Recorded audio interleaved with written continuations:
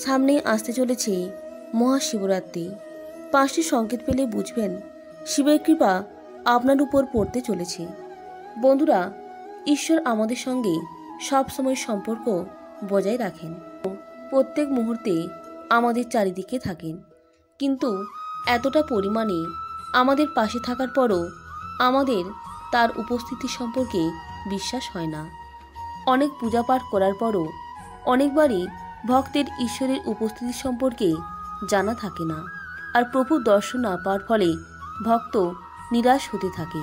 এর সব থেকে বড় কারণ হচ্ছে আমাদের এমন কিছু সূক্ষ্ম বিষয়ের বা কিছু সংকেতের বোধই নেই, যা মূলত ঈশ্বরের সংকেত হয়ে থাকে। এই সংকেতগুলি না বোঝার কারণে আমাদের সম্পর্ক ঈশ্বরের ঊর্জার সঙ্গে হয় না। তাই আজকের ভিডিওতে ব্যক্ত করব এই সংকেতগুলির মধ্যে 5টি বিশেষ গুরুত্বপূর্ণ ঈশ্বরের সংকেতের সম্পর্কে, যার মধ্যে যদি একটি সংকেতও আপনি পেয়ে থাকেন তাহলে বুঝবেন মহাদেবের কৃপা আপনার উপর রয়েছে এবং তিনি প্রত্যেক মুহূর্তে আপনার সঙ্গে রয়েছেন। আর এই সংকেত পাওয়ার সাথে সাথেই আপনাকে আপনার পূজা পাঠ তথা আপনার সাধনা আরও গুরুত্ব দিয়ে করা শুরু করে দিতে হবে। আর আপনাকে এটা বুঝে নেওয়া দরকার আপনি খুবই ভাগ্যবান, কেননা আপনি আপনার প্রভুর সংকেতকে বুঝতে পেরেছেন। তো বন্ধুরা, চলুন সেই সংকেতগুলির সম্পর্কে আজকের ভিডিওতে জেনে নেই। প্রথম সংকেত, যখন ভগবান শিব কারো উপর কৃপা করেন তখন সেই ব্যক্তি ভবিষ্যতে হতে চলা ঘটনা পূর্বদৃষ্টিতে দেখতে পান। বিশেষ করে সেই ব্যক্তি স্বপ্নের মাধ্যমে পূর্বাভাস পান। বন্ধুরা, আমাদের চেতন মন আমরা জেগে থাকাকালীন সক্রিয় থাকে, কিন্তু অন্যদিকে আমাদের অবচেতন মন সর্বদাই সক্রিয় থাকে। আর নিদ্রায় থাকাকালীন সময়ে যা কিছু আমরা স্বপ্ন দেখে থাকি সেগুলি অবচেতন মনই আমাদের দেখিয়ে থাকে। আর এই যে স্বপ্নগুলি হয়ে থাকে, এগুলির একটি ব্যক্তির প্রবল ইচ্ছা, সমস্যা ও লালসার পরিণাম হয়ে থাকে। কিন্তু যখন এক ব্যক্তি নিরন্তর শিব সাধনায় মত্ত থাকেন কিংবা শিবের ভক্তিতে লীন থাকেন, তো এমন ব্যক্তির মন ও মস্তিষ্ক অদ্ভুত ঊর্জায় ভরে ওঠে। ব্যক্তির আধ্যাত্মিক শক্তি বেড়ে ওঠে ও ব্যক্তির ঊর্জা কেন্দ্রিত হয় এবং ব্যক্তির দেখা দৃষ্টি প্রবল হয়ে ওঠে। আর এমতো অবস্থায় অবচেতন মন ব্রহ্মাণ্ডে ছড়ানো দিব্য শক্তির ঊর্জার সম্পর্কে চলে আসে ও ভগবান শিবের সেই শাশ্বত সত্তার ঊর্জার সঙ্গে যুক্ত হয়ে যায়। আর এমতো অবস্থায় যেই স্বপ্ন আসে তা সত্য হয়ে ওঠে। ভগবান শিবের মতো এমন পরম শক্তির সঙ্গে যুক্ত হওয়ার পর যে সকল ব্যক্তি স্বপ্ন দেখেন, আর বিশেষ করে যে সকল স্বপ্ন ব্রত মুহূর্তে ব্যক্তি দেখেন, সেটা ভবিষ্যতের মুহূর্তের পূর্বাভাস হয়ে থাকে। এটা শুধুমাত্র ভগবান শিবের কৃপাতেই সম্ভব যে ব্যক্তি নিজের মধ্যেই অসীমিত সম্ভাবনাগুলিকে স্পর্শ করতে লাগে। আর এরকম পূর্বাভাস ব্যক্তির না তো শুধু স্বপ্নতে, বরং যে কোনো সময়ই হতে পারে, যা সাধারণ চেতনা দ্বারা অনুভব করা একদমই অসম্ভব। তো বন্ধুরা, এটা হলো শিবকৃপার খুবই গুরুত্বপূর্ণ একটি সংকেত। দ্বিতীয় সংকেত, ভগবান শিবের দ্বিতীয় সংকেত হলো যেই বাণী আপনি বলে থাকেন না কেন তা সত্য হয়ে ওঠে। বিশেষ করে আপনি যখন ধ্যান মুহূর্তে রয়েছেন, তো সেই সময় মনে যদি কোনো আকস্মিক বিচার এসে বসে কিংবা ধ্যান করার পরে যদি আপনি কিছু বলে থাকেন, তা বাস্তবে ঘটিত হয়ে থাকে। এটাও শিবকৃপার বড় একটি সংকেত।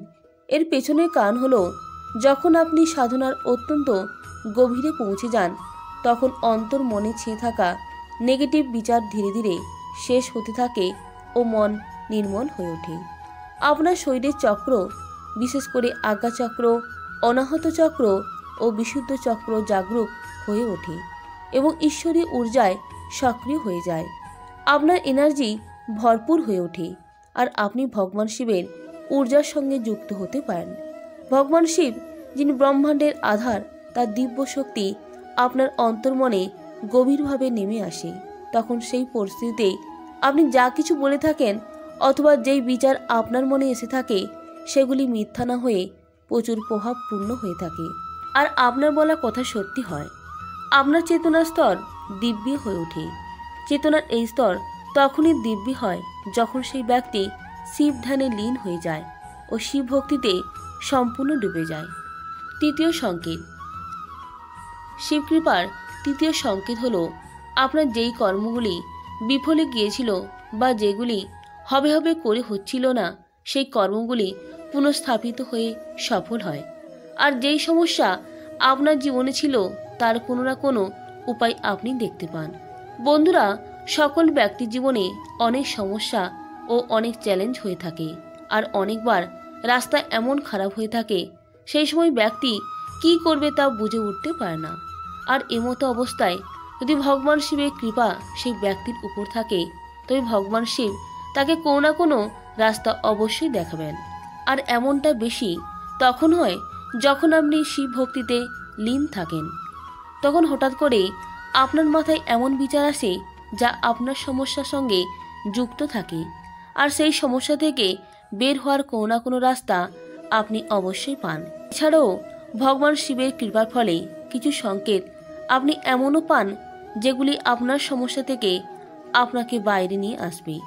এটা শুধুমাত্র ভোলেনাথের কৃপার জন্যই সম্ভব। যখন আপনার সমস্যা সমাধানের পথ আপনি পান তখন আপনার জীবন আরও সরল হয়ে ওঠে। চতুর্থ সংকেত। শিবকৃপার চতুর্থ সংকেত হলো আপনার ঘুম মুহূর্তেই ভাঙতে থাকবে বা ওই ব্রহ্ম মুহূর্তেই আপনার চোখ খুলে যাবে।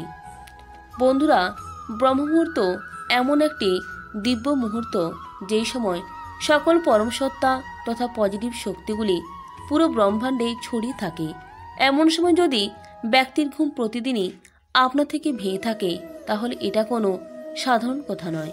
এটা সংকেত বহন করে যে আপনি ভগবান শিবের ঊর্জার সঙ্গে যুক্ত হয়েছেন, আর ব্রহ্ম মুহূর্তে দিব্য শক্তির আওয়াজ আপনার কানে পৌঁছায়, যার ফলে আপনার চোখ খুলে যায়। এমন হলে আপনাকে খুব শীঘ্রই বুঝে নেওয়া উচিত ভগবানের আশীর্বাদ আপনার উপর রয়েছে। আপনাকে সেই সময়টি ঘুমিয়ে একেবারে নষ্ট করা উচিত নয়, বরং ঈশ্বরী ইচ্ছাটিকে বুঝে নিয়ে সেই সময়টির পুরো লাভ উঠে নিন আপনি, আর ভগবানের ভক্তিতে নিজেকে সঁপে দিন। পঞ্চম সংকেত।